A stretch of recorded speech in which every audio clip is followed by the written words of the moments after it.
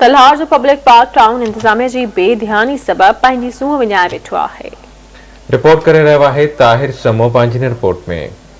तलार जो वाहिद public park town इंतजामिया जी नाअहली सबब मुकम्मल तबाही के किनारे ते पहुतो है। तलार पब्लिक पार्क में झूला मुकम्मल टुटी तबाह थी चुका आहिनि, जॾहिं त पब्लिक पार्क में न पीअण जी पाणी जी सहूलत आहे ऐं न ई वेहण जी का सहूलत है। टाउन इंतजामिया जी नाअहली सबब शावर मुकम्मल टुटी तबाह थी चुको है। इन हवाले से शेरिन आवाज़ टीवी न्यूज़ सां ये जो तलार जो मेन पब्लिक पार्क है, इतने असां बीठा आहियूं ऐं आया बि आहियूं ऐं हालत बि ॾिसूं पिया तो तमाम तबाह थी चुको है। तकरीबन 100 में 85% तबाह थी चुको है। का भी सहूलत जी शइ कोन्हे।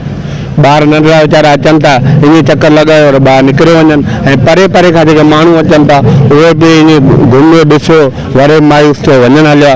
न हिते का झूलनि जी सहूलत आहे, न का हिते वेहण जी आहे ऐं जेके सीटूं वेहण जूं आहिनि उहे बि ख़राब थी चुकियूं आहिनि। हाणे तव्हां हालत ॾिसो पिया।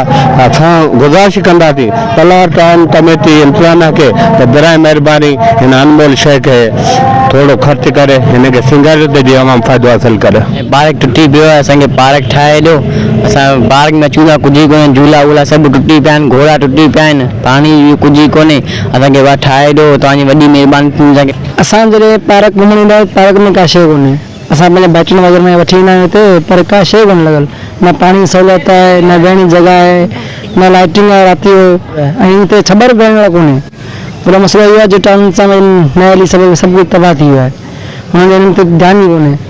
अलाए छा पिया कनि। ऐं जेके MP MLA उहे भला घुम लॻा पिया आहिनि, स्ट्रगल कंदा अचनि।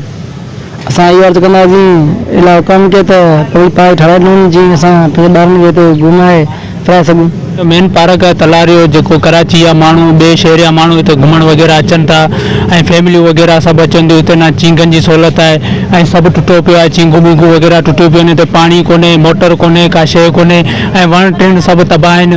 उनजे करे असां मीर अला बख्शी खे, MP खे ऐं टाउन इंतज़ामिया खे अपील था करियूं त असांखे बराए महिरबानी पार्क सुठो ॾिनो वञे जेको असां हिते सुठो इंजॉय करे सघूं। शेरिन चयो त टाउन इंतजामिया जी वॾी नाअहली आहे, जंहिं सबब तलार जी वाहिद सूंघड़ियल पब्लिक पार्क मुकम्मल तबाह थी चुको आहे। उन्हनि मुतालबो कयो वज़ीर आला सिंध सैयद मुराद अली शाह तक जे MPA डिप्टी कमिश्नर बदीन खां पब्लिक पार्क खे ॿीहर बहाल करे शहरनि जे लाइ तफ़रीह बणायो वञे। कैमरामैन अब्दुर रहमान समूह सां गॾु ताहिर समूह, आवाज़ TV न्यूज़ तलार।